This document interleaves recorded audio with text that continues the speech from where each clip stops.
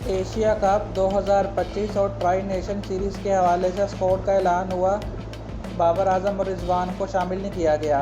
तो ये साकिब हैं, ये एंटी बाबर आजम है और प्रो रिजवान है। इसने ये मैसेज किया तो मैंने लिखा कि अगर बाबर आजम को शामिल कर लिया जाता तो कुछ लोगों ने पाकिस्तानी टीम की हार के लिए बद्दुआएं करके नहुसत फैलानी थी। नवीद ने मेरी बात से एग्री किया। तो ये नाजिर हैं, ये कहते कि ये भी लोगों की गलती है क्या।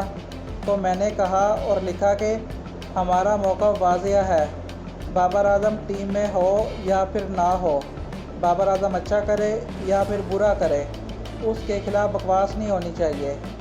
मैंने कहा कि बाबर आजम क्या, किसी भी प्लेयर के खिलाफ़ बकवास नहीं करनी चाहिए, किसी भी प्लेयर को गंदा नहीं करना चाहिए। तो ये नाजिर अहमद हैं, ये उल्टी सीधी बातें कर रहे हैं। मैंने फिर इसके ऊपर कमेंट किया और लिखा कि भाई मैं ऊपर कह चुका हूँ कि तनकीद दुरुस्त है लेकिन गंदा करना दुरुस्त नहीं है। मैंने कहा कि अमेरिका के ख़िलाफ़ आमिर ने ख़राब बॉलिंग की तो अब बाबर आजम का क्या कसूर था। मैंने कहा कि मैं आपको बताता हूँ, आमिर ने तस्लीम किया और कहा कि मुझे नहीं मालूम था कि अगर बॉल रिवर्स स्विंग हो रही हो तो यार्कर के अलावा लेंथ बॉल भी ठीक रहती है, छक्के नहीं लगते, चौके नहीं लगते।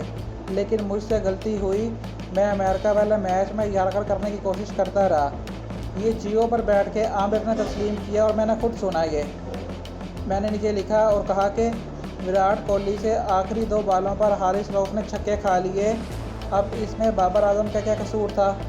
मैंने कहा कि हसन अली ने मैथ्यू वेड का कैच ड्रॉप कर दिया, उसके बाद शाहीन शाह अफरीदी ने छक्के खा लिए, अब इसमें बाबर का क्या कसूर था। मैंने कहा कि आप ग्रुपबंदी का कसूरवार सिर्फ बाबर आजम को कह रहे हैं। मैंने कहा कि ये कहाँ की अक्लमंदी है। मैंने कहा कि जब आप हर नाकामी और बुराई का इल्ज़ाम बाबर आजम को देंगे तो फिर ये बाबर आजम को गंदा करना ही कहलाएगा, तनकीद करना नहीं कहलाएगा।